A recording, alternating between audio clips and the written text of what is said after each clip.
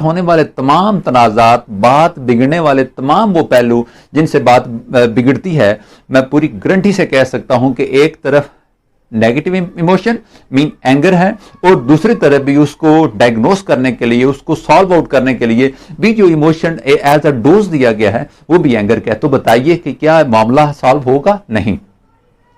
अब दूसरी तरफ एक बंदा बड़ी मोहब्बत से बात कर रहा है, बड़े प्यार से बात कर रहा है, बड़ी तहजीब के साथ बात कर रहा है, बड़े तरीके से बात कर रहा है।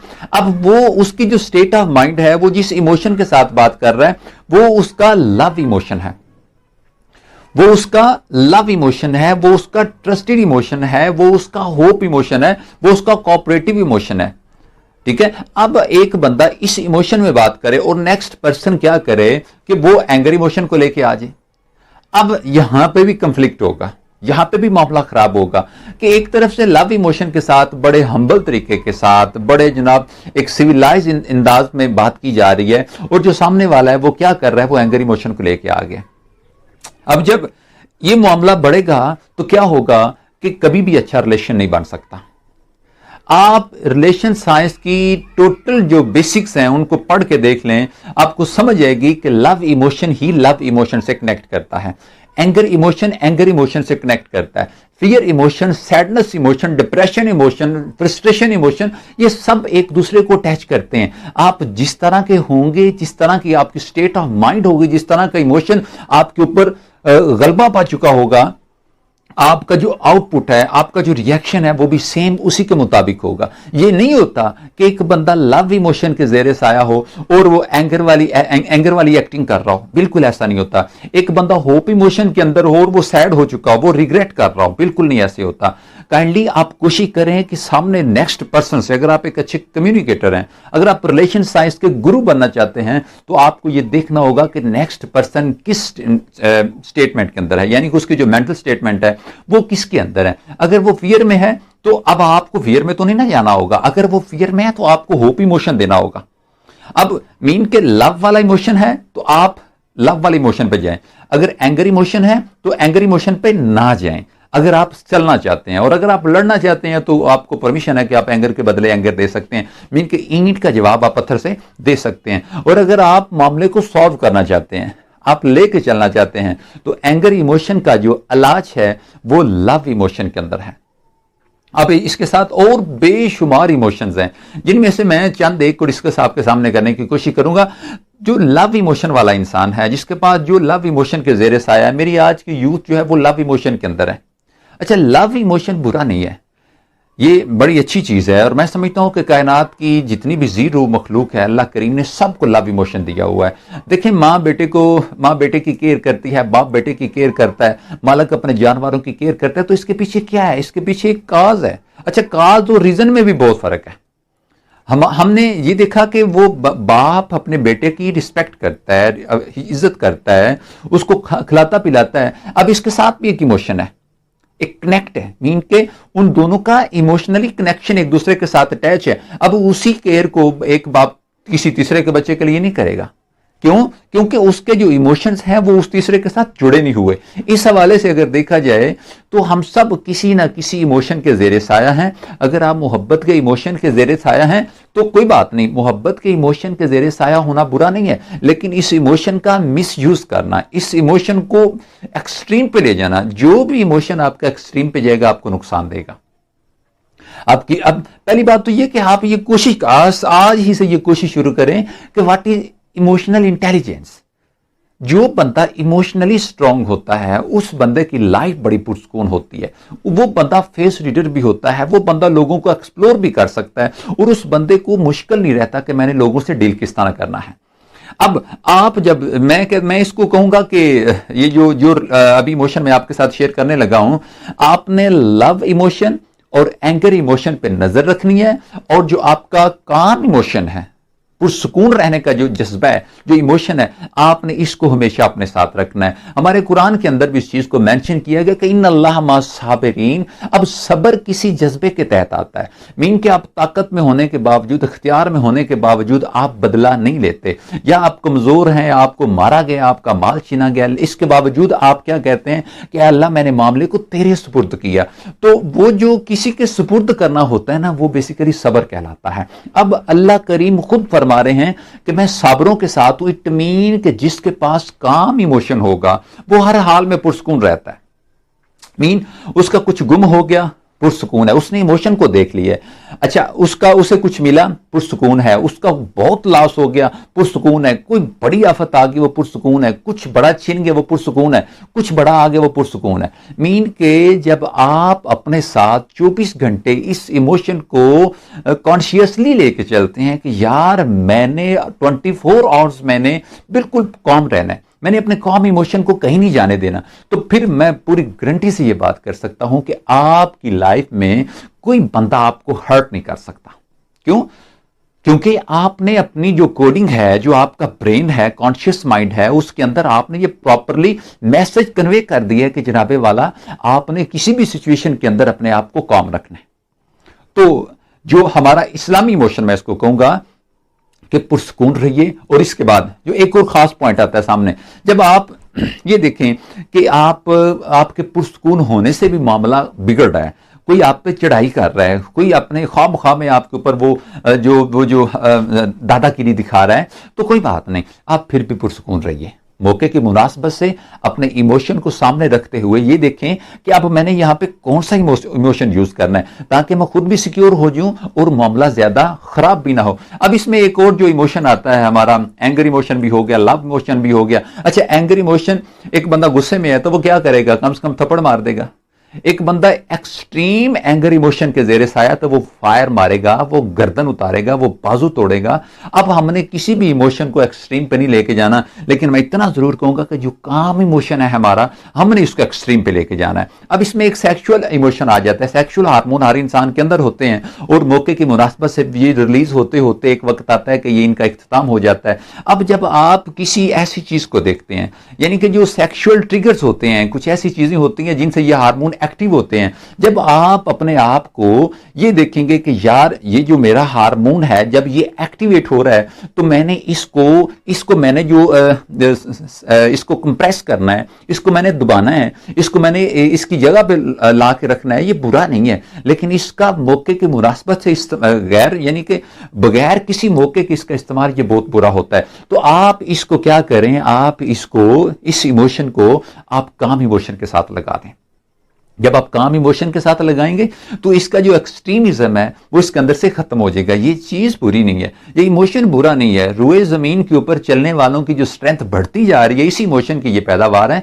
लेकिन इसका जो मिस यूज है, जगह जगह पर इस्तेमाल है, ये जगह जगह पर इस्तेमाल करने की जो कोशिश है, ये इंसान को जलील करवाती है। तो कोशिश करें कि ये जो यूथ है अपने इस इमोशन को भी डायग्नोस करें, अंडरस्टैंड करें और देखें कि ये किन किन चीजों की वजह से, किन किन मौकों की वजह से ये पैदा होता है, और फिर क्या करें कि उन तमाम वाकों के अंदर एक हर्डल कायम कर दें ताकि ये इमोशन आपके ऊपर हैवी ना हो जाए। अगर ये आपके ऊपर मुसल्लत हो जाता है, और मैं समझता हूं कि फिर इसमें सिवाय इसके आपके पास और कुछ नहीं बचेगा। और जिसके पास सिर्फ यही है वो किसी भी जो है ना वो काउंट में नहीं आता, उस बेचारे ने अनकरीब जो है ना वो उसका पत्ता गिरने वाला होता है। ठीक है, तो इस इमोशन को भी आपने डायग्नोस करना है, इसके ऊपर भी काम करना है, रिसर्च करनी है और चीजें देखनी है कि किन किन चीजों से मेरा ये इमोशन एक्टिव होता है। इसके बाद एक और इमोशन आ जाता है एम्पैथी का इमोशन।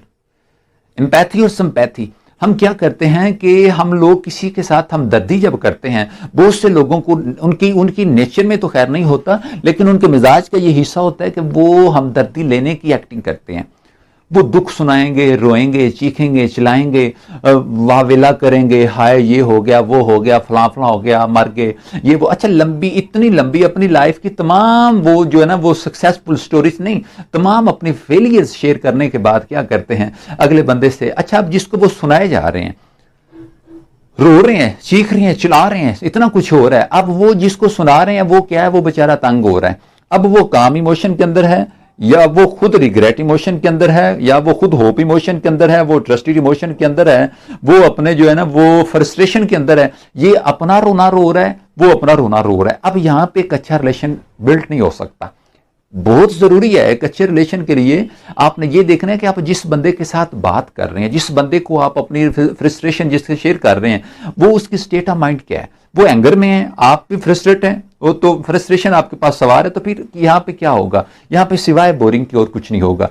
सो इस हवाले से ये केयर कीजिए कि आप जब बात कर रहे हैं तो जिस इमोशन के साथ आप बात कर रहे हैं, आपका सिंपैथी वाला इमोशन है, एम्पैथी वाला इमोशन है, हमदर्दी लेने वाला है या हमदर्दी देने वाला है। तो काम इमोशन के साथ आप एम्पैथी इमोशन को, एम्पैथी और सिंपैथी इमोशन को भी साथ साथ रखें और मौके की मुनासबत से हमदर्दी दें भी और हमदर्दी लें भी। अच्छा, कोशिश करें ज्यादा हमदर्दी दें, हमदर्दी लेने की जरूरत नहीं है।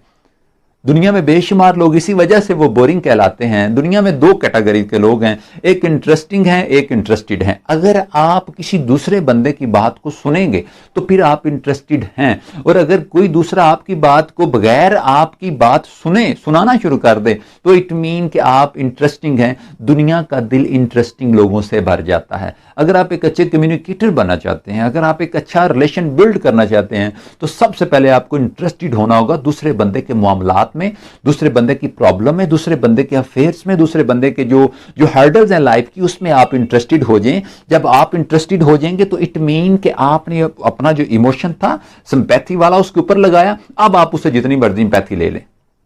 हम लोग इस चीज को समझते ही नहीं है। हम कहते हैं सिर्फ मेरी बात सुने, दूसरे की ना सुने। अच्छा, अगर आप टॉकटिव हैं तो मुबारक हो कि बहुत जल्द आप अकेले होने वाले हैं। लोग आपकी मौजूदगी में भी तन्हाई फील करेंगे, लोग आपकी मौजूदगी में उनके ऊपर फ्रस्ट्रेशन का जो इमोशन है वो मुसल्लत हो जाएगा। हत्तल मकान कोशिश करें कि अपने इमोशन को सामने रखते हुए बात करें सामने बंदे से। अच्छा, पुराने जो बादशाह थे, मुझे बड़ी खुशी होती है उन लोगों की हिस्ट्री पढ़ के कि उसमें वो जो उस दौर में जो होते थे वजीर सफीर थे, वो इस बात को बड़ी अच्छी तरह अंडरस्टैंड करते थे कि बादशाह का मूड कैसा है।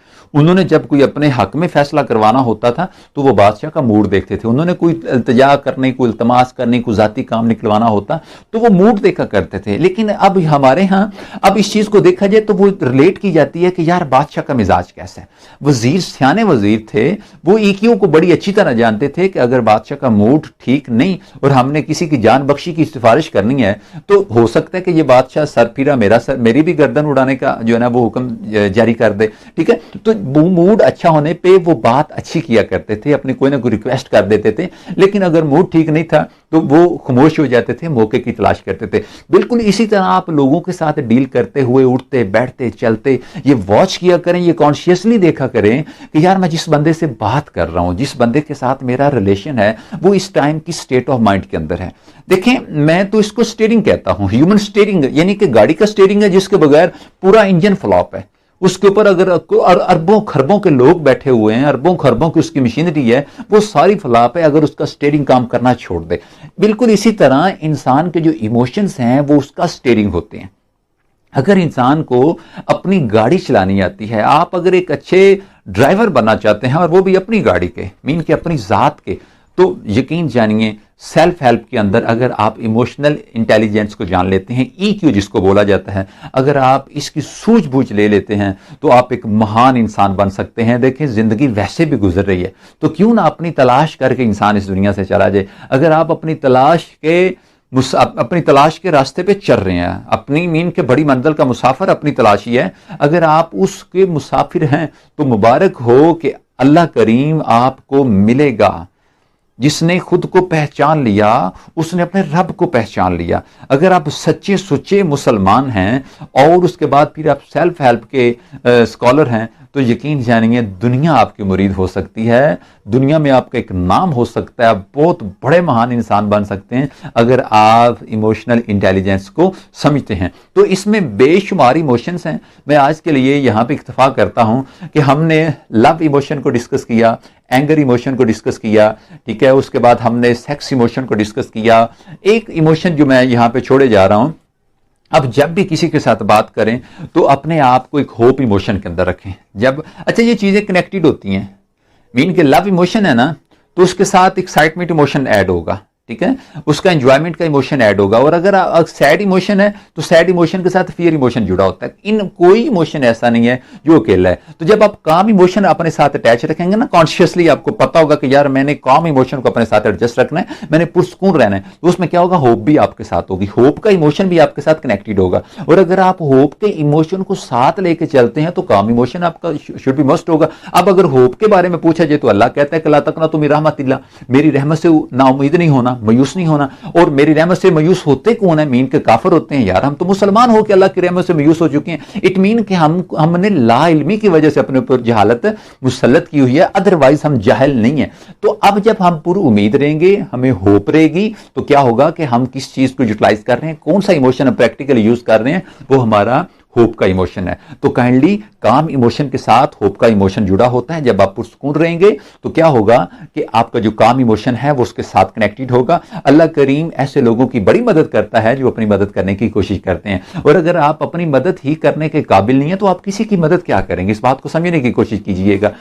होप इमोशन आपके काम इमोशन के साथ कनेक्टेड है। और अब एक और चीज मैं जाते जाते ऐड कर दूं, अगर आप एंग्जाइटी के अंदर हैं, एंग्जाइटी का एक इमोशन है, एंग्जाइटी के इमोशन वो अकेला नहीं होगा, एंग्जाइटी के इमोशन के साथ जो डिप्रेशन का इमोशन है वो भी ऐड होगा। एंग्जाइटी के इमोशन के साथ डिप्रेशन का जो इमोशन है, डिप्रेशन के साथ जो है ना वो फ्रस्ट्रेशन का इमोशन ऐड होगा। मीन के देखें ये अकेले नहीं है। अब एक एक इमोशन के अंदर उसकी 100 ब्रांचेज होती हैं। और जब एक इमोशन को खोला जाता है तो उसके अंदर से कितने पार्टिकल्स निकलते हैं जो उस इमोशन के लिए जनाब ट्रिगर्स का काम करते हैं, और जो यूं कह लें कि उसकी पूरी फौज होती है। हमने सिर्फ इमोशन का नाम सुना है, इमोशन के अंदर सैकड़ों किस्म के फौजी मौजूद हैं जो जब अपना प्रैक्टिकल वर्क करते हैं तो फिर बता देते हैं। यानी कि अगर एंगर इमोशन है तो एंगर इमोशन जब प्रैक्टिकल करता है तो आपने देखा होगा कि गुस्से में बंदा क्या करता है। ठीक है, इस हवाले से इमोशनल इंटेलिजेंस की साइंस को समझने की कोशिश करें। और ये जो फियर का इमोशन है, जब ये फियर का इमोशन होगा आपके पास, आपने अपने ऊपर मुसल्लत किया हुआ है, तो आप ये जो पुरसुकून और थोड़ी सी और मुख्तसर सी जिंदगी है ना, आप इसको एंजॉय नहीं कर सकते। कोशिश करें फियर के इमोशन से बच करें। फियर का इमोशन आपके लव के इमोशन को खत्म करेगा। फियर के इमोशन के साथ सैडनेस का इमोशन होगा, और सैडनेस के इमोशन के साथ रिग्रेट का इमोशन होता है। बंदा मायूस हो जाता है, पछताता है, अपने बारे में बुरा सोचता है, लोगों के बारे में बुरा सोचता है। अब जो खुद के बारे में अच्छा नहीं सोच सकता वो किसी के बारे में क्या अच्छा सोचेगा। सो होप के अंदर रहिए, होप इमोशन अपने साथ रखिए, काम इमोशन खुद ब खुद आपके साथ आ जाएगा। फियर के इमोशन से दूर रहें, सैडनेस का इमोशन आपको छोड़ देगा, एंग्जाइटी के इमोशन को छोड़ें, एंग्जाइटी के इमोशन पर नजर रखें, फ्रस्ट्रेशन का इमोशन आपकी जान छोड़ देगा। और जब आप होप का इमोशन रखेंगे तो आपको एंगर के ऊपर, एंगर के इमोशन को काबू करने का तरीका आ जाएगा।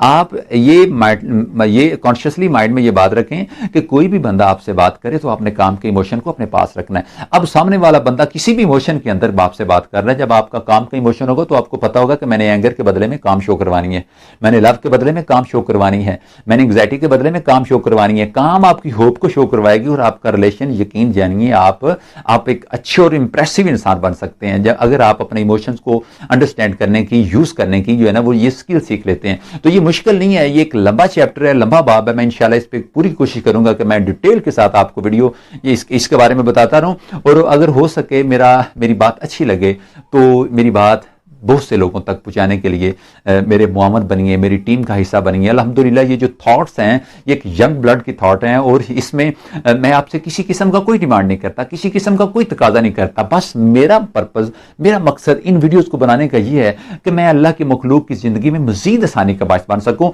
दुआओं में याद रखिएगा।